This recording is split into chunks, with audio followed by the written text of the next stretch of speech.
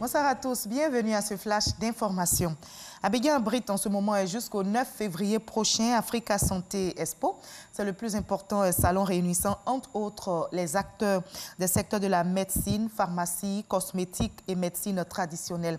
La première dame Dominique Ouattara a ouvert donc ce jeudi les travaux de cette semaine de la santé destinée à toutes les couches de la société. Les participants vont plancher sur le développement de l'industrie pharmaceutique en Afrique. L'enjeu est d'offrir aux populations des médicaments de qualité et moins coûteux.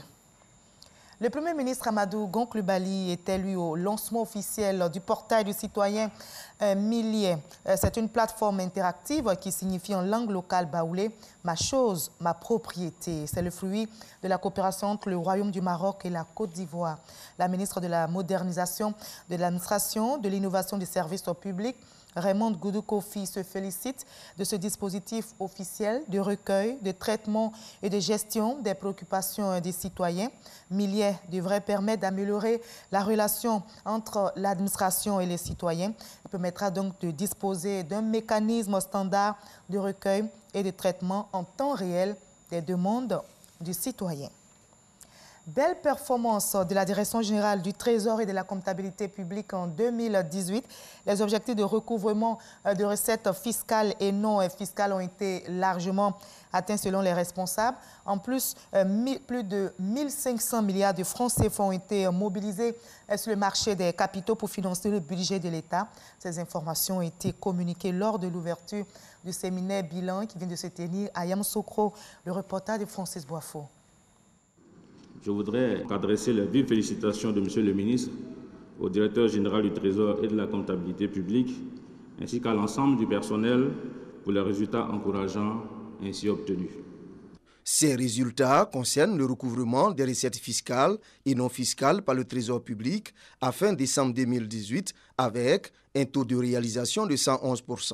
À cela s'ajoutent des résultats largement satisfaisants en termes de mobilisation de ressources d'emprunt, pour un montant total de 1581,4 milliards de francs CFA, grâce au succès d'un eurobond libellé en euros d'une valeur de 1115,1 milliards de francs CFA. Pour l'exercice 2019, le Trésor public se doit de préserver les acquis et de relever les défis liés aux priorités du gouvernement, selon Assaouré Konan-Jacques. Il s'agira d'œuvrer sans relâche à la réalisation effective des actions inscrites au diagramme de Gantt de la certification globale avec en ligne de mire l'obtention du certificat ISO 9001 version 2015 au cours du dernier trimestre de l'année 2019. La nécessité de poursuivre les actions d'optimisation des recettes intérieures pour contribuer significativement au financement du budget de l'État.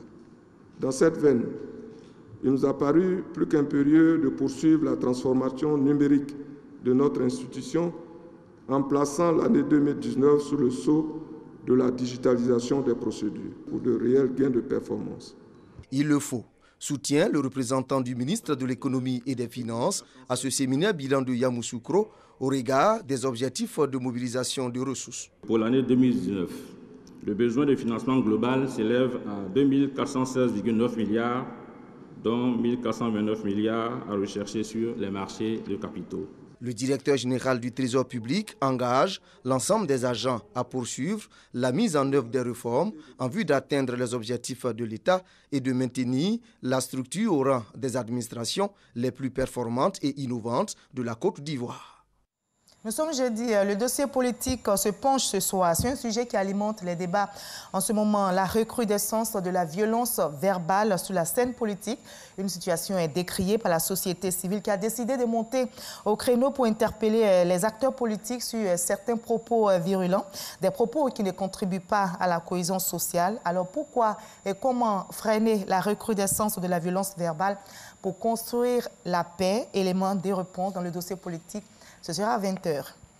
Fin décembre dernier, au Mali, le gouvernement avait fixé au 31 janvier 2019 le dernier délai pour les combattants des différents groupes qui souhaitaient intégrer le processus de paix en déposant les armes ou en s'inscrivant sur des registres.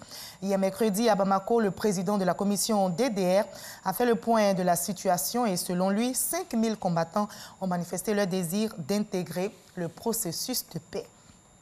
Toujours sur le continent africain, au Nigeria, des hommes armés ont tué 26 personnes dans l'état de Zamfara, c'est dans le nord-ouest du pays, théâtre d'opérations de nombreuses bandes criminelles. Les attaques perpétrées dans la zone de Mada étaient probablement des représailles à l'assassinat la semaine dernière de 7 éleveurs peuls par des chasseurs locaux qui ont incinéré leurs cadavres avec leur bétail et leurs véhicules. Theresa May revient frapper à la porte européenne armée de nouvelles idées. La première ministre britannique Theresa May se rend donc ce jeudi à Bruxelles où elle doit rencontrer le négociateur de l'Union européenne, Michel Barnier, ainsi que Jean-Claude Juncker et Donald Tusk, les présidents de la Commission et du Conseil européen, afin d'arracher des concessions pour satisfaire les députés britanniques sur le Brexit. On va se retrouver à 20h pour la grande édition. Mais juste après ce Flash Info, suivez l'info régionale pour avoir toutes les nouvelles de nos régions ici en Côte d'Ivoire. À tout à l'heure.